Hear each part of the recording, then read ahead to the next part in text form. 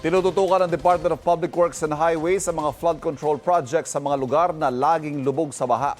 Kabilang po dyan ang Hagonoy, Bulacan kung saan may ghost flood control projects din umano.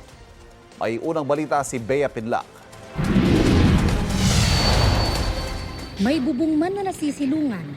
Lubog naman sa baha ang bahay ng maraming residente sa Hagonoy, Bulacan.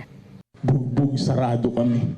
Kawawa po ang Bukod sa perwisyo sa buhay at hanap buhay, baha ang naging dahilan para maputol ang paa ni Angel 2 taon nang nakalilipas. 2 araw itong nababad sa tubig baha na madumi. Hindi ko alam, meron akong maliit na sugat sa paa. Kung hindi ko siya ipapaputol, mamamatay ako. So I have no choice. Likas na bahain ng Hagonoy na sumasalo sa tubig mula sa Pampanga River at Manila Bay. Bahagi ng unang distrito ng Bulacan, napugad ng mga maanomalyang flood control project. Kaya ininspeksyon ito ni DPWH Secretary Vince Dizon at Cabinet Secretary Benhur Abalos. Meron pong 5 pumping station at floodgate na ginawa dito. Ginawa, quote-unquote. Kasi aga naman talagang ginawa.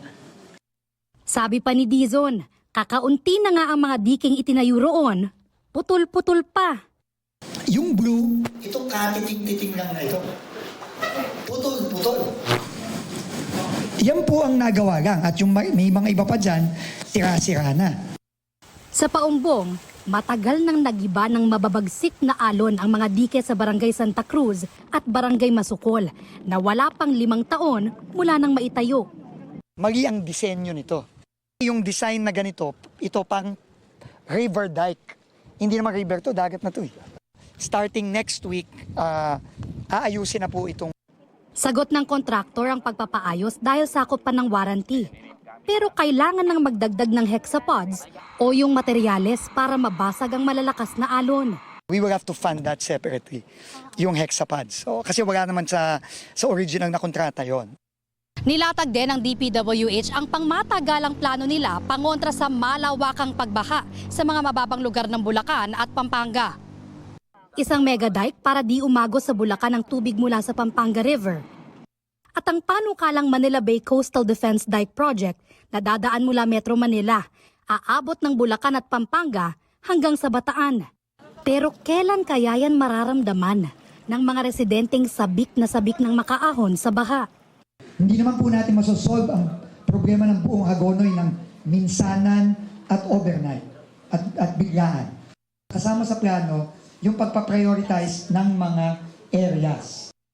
Doon po natin sisimulan at papaspasan natin para po kahit papano, sa susunod na tag-ulan, meron po tayong nakikitang kahit papano na isasalba.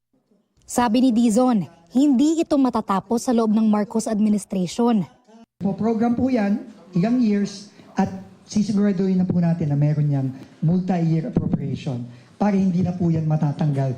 Napaka-importante na inventaryohin mo lahat, ilista mo lahat para ma-identify kung ano yung pananagutan ng mga dati sa gagawin ngayon. Ito ang unang balita. Bea Pinlac, GMA News.